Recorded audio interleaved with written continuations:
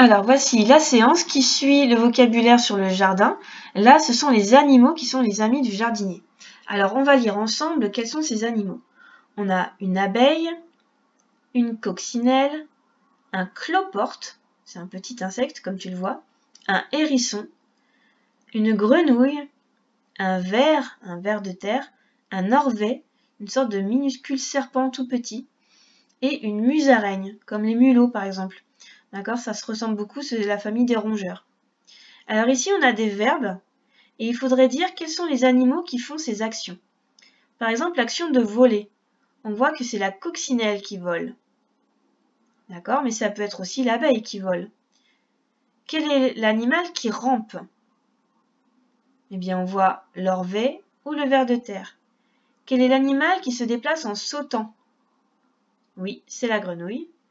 Quel est l'animal qui marche? Alors, on a la musaraigne, mais on a aussi le hérisson qui marche.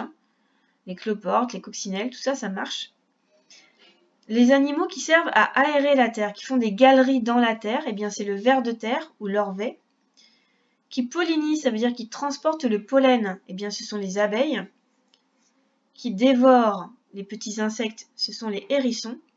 Et qui nettoient la terre, ce sont les cloportes, qui vont nettoyer la terre.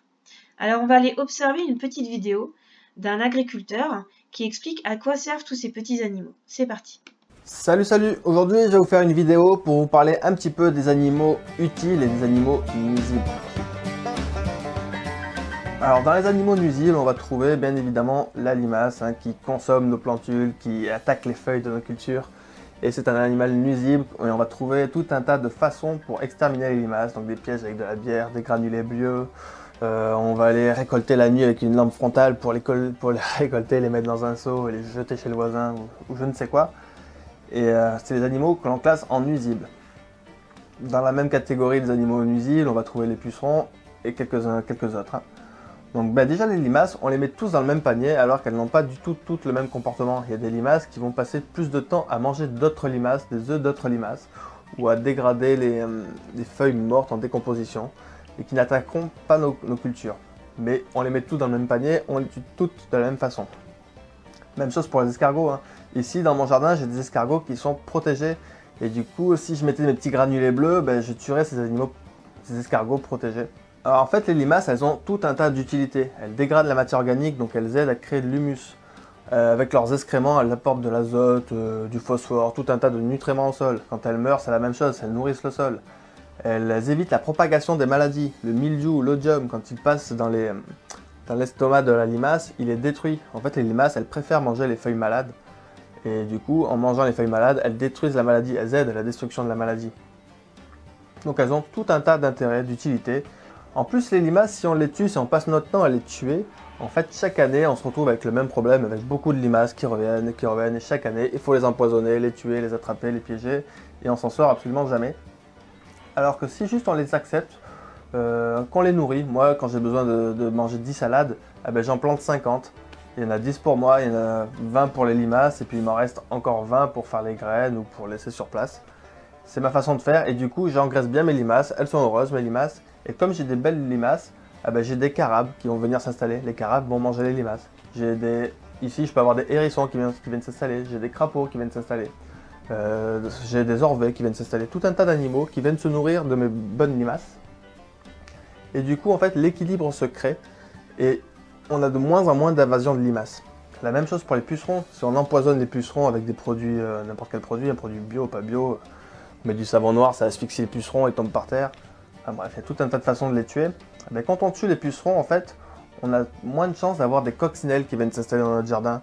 On a moins de chances d'avoir des cirques qui viennent s'installer dans le jardin. Il y a tout un tas d'animaux qui mangent les pucerons, qui viennent que s'il y a des pucerons à manger. Et du coup, si on tue tout le temps ces pucerons, ces animaux ne s'installent pas dans notre jardin et on a tout le temps des problèmes de pucerons. Moi, pour lutter contre les pucerons, en fait, je plante des plantes qui vont nourrir les pucerons. Je mets des sureaux. Les sureaux, ça nourrit énormément de pucerons.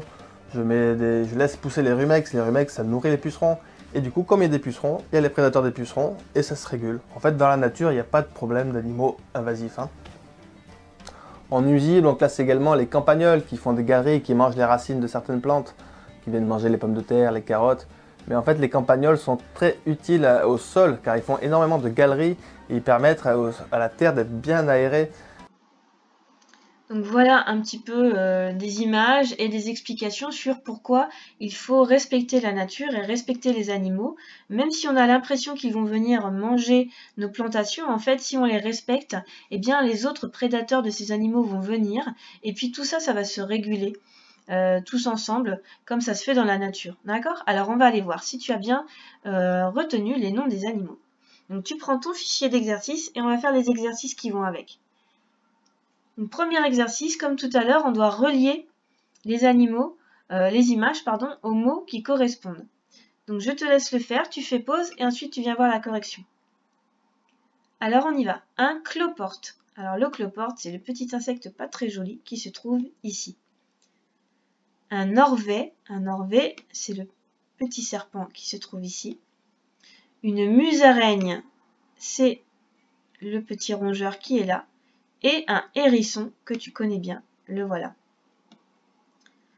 Ensuite, on va te demander de cocher dans le tableau ce que font les actions que font les animaux pour se déplacer. Que fait une abeille? Est-ce qu'elle marche, rampe, saute, vole? Que fait une grenouille? Est-ce qu'elle marche, rampe, saute ou vole? Voilà, tu fais une croix dans la case dont tu penses qu'il correspond à la façon de se déplacer de cet animal. Donc tu fais l'exercice et ensuite on va voir la correction ensemble. Très bien, maintenant que tu as fait l'exercice, on va faire la correction. Une abeille. L'abeille, on l'a vu tout à l'heure, elle vole pour se déplacer. La grenouille. La grenouille, on a dit, elle saute. Un orvet, c'est cet animal qui est ici et donc il rampe. Le hérisson, il marche. Et le ver de terre, il rampe également. Très bien, on passe à l'exercice suivant. Donc là, il faut recopier les actions que font les animaux qui aident dans le jardin. Qu'est-ce qu'ils font pour aider le jardinier, ces animaux que nous avons vus dans la petite vidéo et dans les images? Alors, tu regardes les actions, les verbes, et tu écris celles qui correspondent à ce que font les animaux pour aider le jardinier sur les lignes qui sont ici. Et ensuite, tu viens voir la correction. Alors, que font les animaux?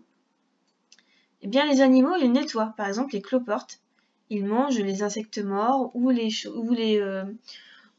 feuilles mortes, ce genre de choses, ils nettoient le jardin.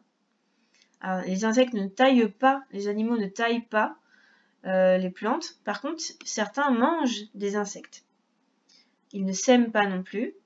Ils aèrent la terre, par exemple le ver de terre ou les petits rongeurs qui font des galeries dans la terre. Ils n'arrosent pas. Par contre, ils pollinisent. Les abeilles vont prendre le pollen pour aller le transporter sur d'autres fleurs, ce qui va créer une rencontre entre deux fleurs et donc créer une nouvelle fleur. Donc voilà pour le vocabulaire du jardinage et des animaux du jardin.